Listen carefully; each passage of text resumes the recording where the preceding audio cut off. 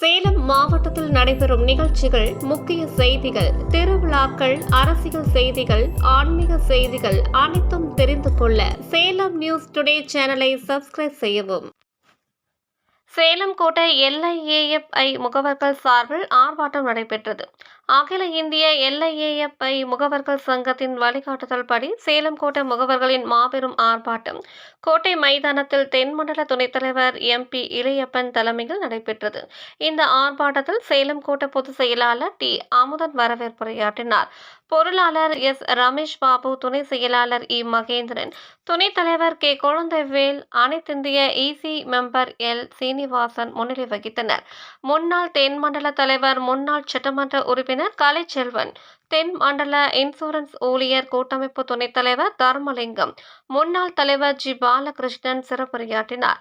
இந்த ஆர்ப்பாட்டத்தில் பாலிசிதாரர்களின் போனஸை உயர்த்திட வேண்டி, பாலிசி மீதான கடன் வட்டியை குறைக்கவும், பாலிசி மீதான GSTயை நீக்கிட வேண்டியும், கமிஷன் முறையை தொடர வேண்டியும், பாலிசி நுழைவு வயதினை 65 உயர்த்திட வேண்டியும், முகவர் பணிக்கொடை 10 லட்சம் ஆக உயர்த்திட வழங்கிட வேண்டியும், முகவர் சட்டம் 2017 முகவர்களை பாதிக்கும் அம்சங்களை மாற்ற வேண்டியும் உட்பட 17 வகையான கோரிக்கைகளை முன்னிறுத்தி இந்த ஆர்ப்பாட்டம் நடைபெற்றது.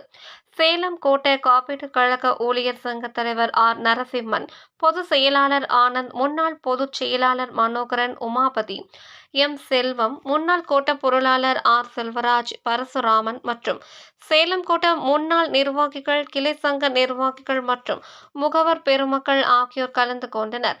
ஆர்ப்பாட்டத்தின் முடிவில் தென்மண்டல EC மெம்பர் R. லோகநாதன் நன்றி உரையாற்றினார்.